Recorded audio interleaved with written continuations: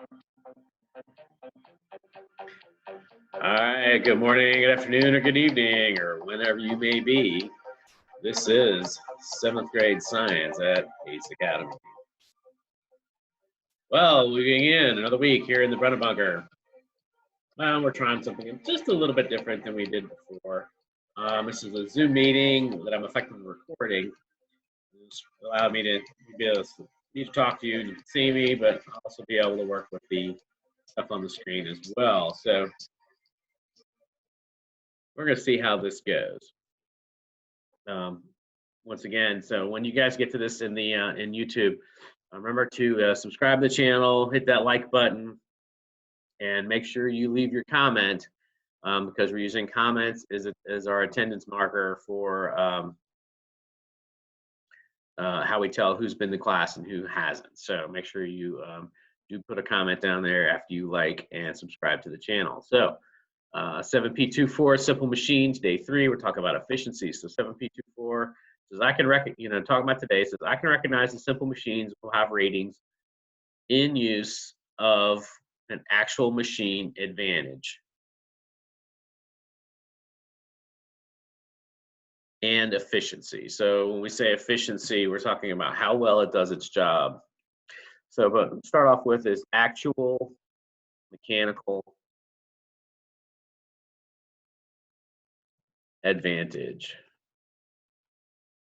You guys are about to see exactly how poorly I type, but we're going to try it this way just to see what this is. Actual mechanical advantage is the mechanical advantage determined by the physical measurement of the input and output forces.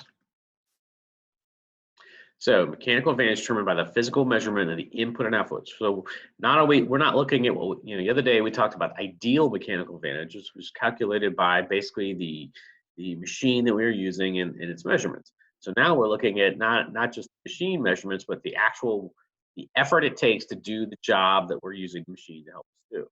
So, and that's where we get actual mechanical advantage because it's a mathematical equation based on real world, not ideal what the measurements tell us it should be. So, and we're going to shorten actual mechanical advantage to AMA. AMA takes into account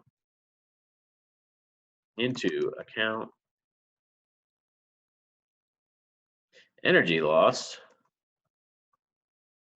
due to friction, deflection, and wear. Friction, you guys know what it is. Friction just is, again, that when you try to move things that that are next to each other, it's that resistance force between the two things because the surfaces are not absolutely smooth on the microscopic level. So deflection is when something bends. So if we're using a lever of some sort, a spoon here, if we're using a spoon as a lever, but see it bending right there. So when we use something as a lever and it actually bends, that's deflection. So when something bends, we get deflection. Part of our force is going into bending that thing.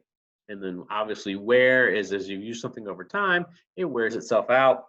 And usually in mechanical things, when we talk about wearing things out, we're talking about physically degrading the surface of the material to the point where it's becoming less and it becomes wears out, it becomes less efficient.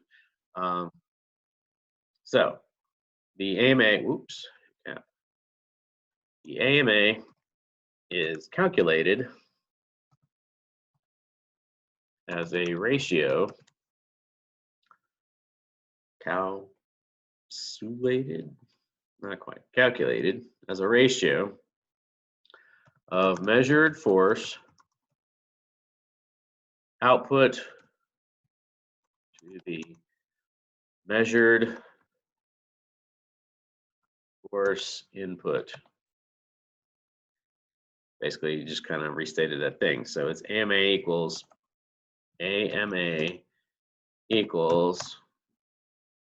F out divided by F in. For example, we have an inclined plane.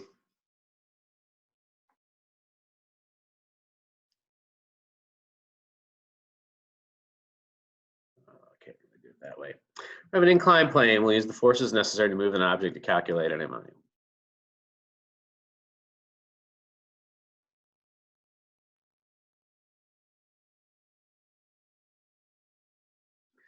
So if I have an inclined plane, image, no, it's not really an inclined plane, is it? That's a horizontal line. Back that up. So if I have an inclined plane, it looks like this, right? And so when I'm pushing the box up the inclined plane, I'm pushing it up like this.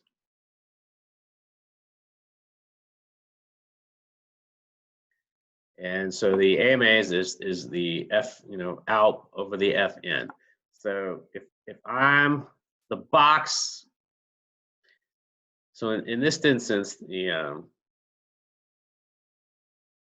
come on, where's my thing? Take that off.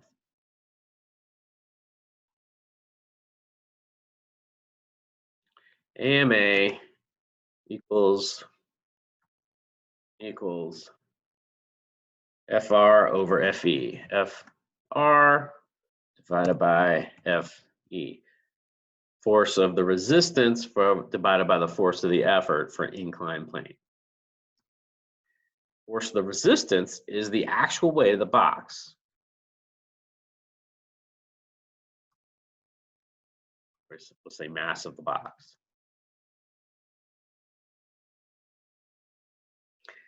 And the FE is the effort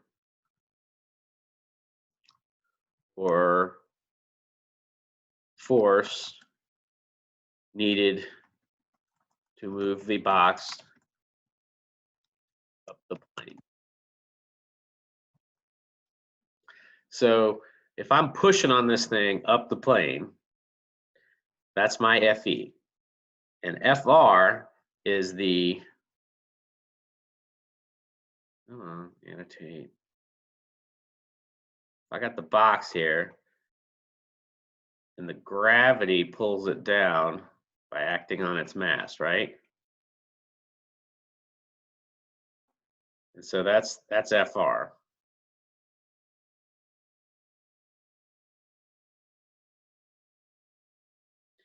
It's the gravity pulling it down. So if the box weighs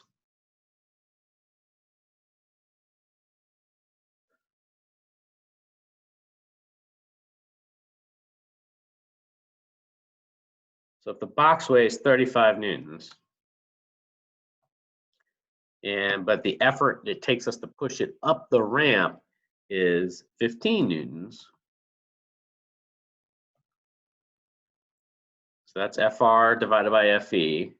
So if we divide 35 by 15, that equals what? 2.3. So the actual mechanical advantage of this ramp is 2.3. Remember, mechanical advantage has no units. So that's the actual mechanical advantage of this ramp. Now, we get to the next thing that's called efficiency.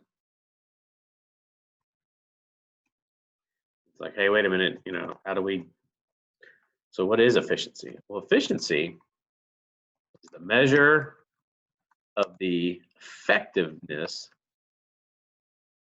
of a machine in transforming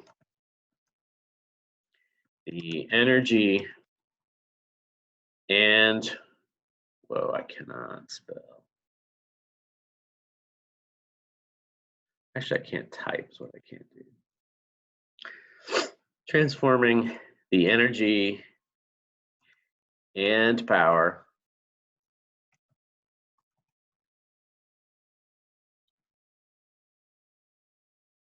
that is input to the machine, to the device, into an output force and movement. So efficiency, the measure of the effectiveness of a machine in transforming the energy and power that is input to the device into an output force and movement. So efficiency is measured as a ratio of the measured performance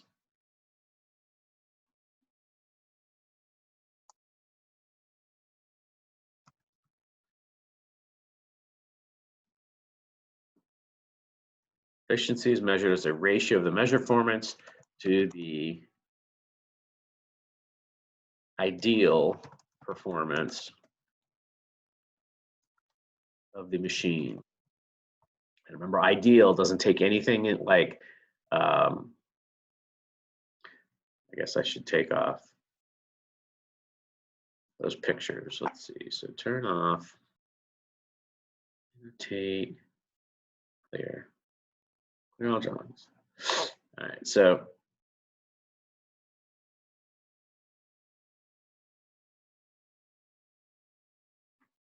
efficiency is the measurement of the effectiveness of the machine. Efficiency is measure the ratio of the measured performance to the ideal performance of the machine. Remember, the ideal performance deals with only the measurements of the machine. Takes, there's no bending, there's no deflection, there's no wear. We're not taking anything into account for wear, and we're not taking anything into account for friction. So that's where it's ideal versus actual. So when we get down this, we're going to use a now we'll go back and we're going to use our inclined plane again. And so now, in order to fit, remember from yesterday, the day, we're talking about ideal performance. We actually have to have the measurements of this plane. So we're going to say this is 12 as a horrible, we're going to call it meters. And this is going to be 2 meters tall here. Then we're going to have a box on this thing. And our box is going to weigh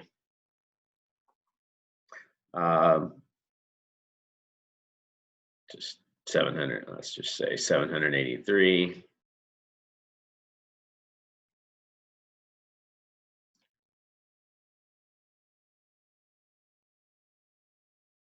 I wish I could just write on this with like a pen or something. But anyway, all right, so 783, and then our force required to push it up the thing is, let's just call it 150.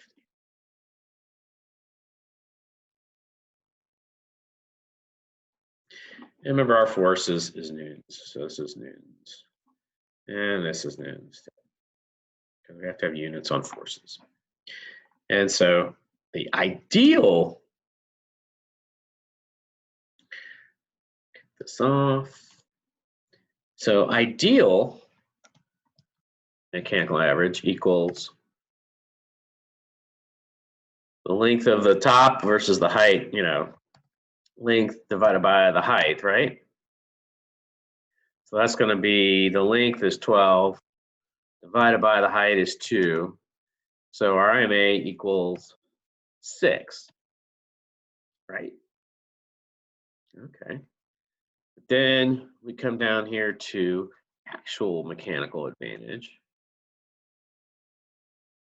which equals the force of the resistance, R, divided by F E of the effort to move it, which is 783 divided by 150,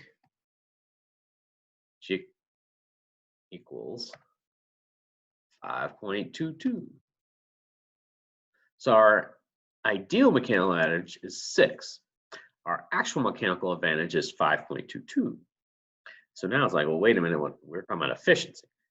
When we get down here to efficiency, remember, is the ratio of the measured performance to the ideal performance. So that makes this equal to 5.22 divided by 6 times 100 to give us percent.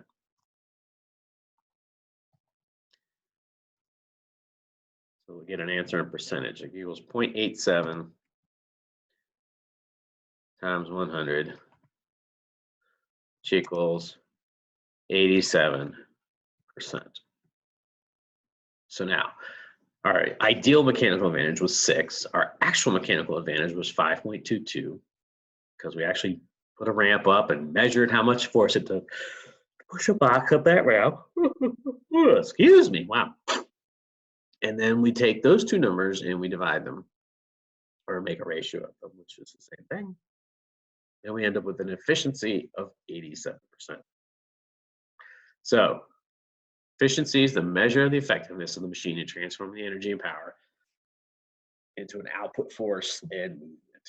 So how efficient was our machine? Because efficiency takes into account, all right, there is loss due to deflection, due to friction. Well, on this thing, are we really seeing, deflection here? No, it's a solid object. It's not going to deflect. Well, I guess if we we ran something up and down and it might actually wear that surface a little bit, change this measurement. But for right now, I mean, that measurement's not going to change, and that measurement's not going to change because we're going to get the box 2 meters off the ground.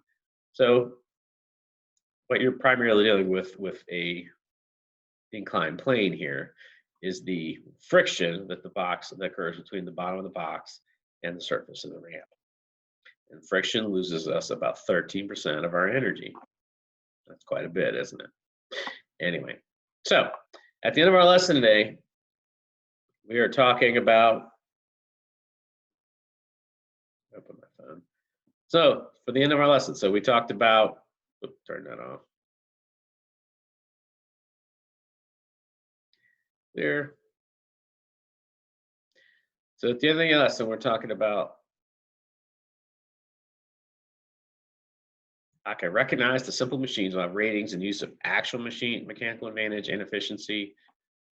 So, and we get to take ideal, which we talked about yesterday, and look at it as versus the actual, what actually happens in the real world. And when you compare the two, you get the efficiency of it.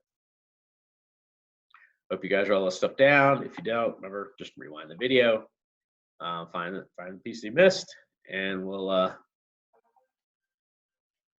catch up with you guys on the back side of things. Remember to check in and hit our our Zooms on a daily basis, and we'll see you guys at some point. If you have any questions, please, put them in the Google Classroom, or you can call me 704-363-9934. But also remember, check in and leave a comment here in Google, or excuse me, in YouTube. We'll see you guys later.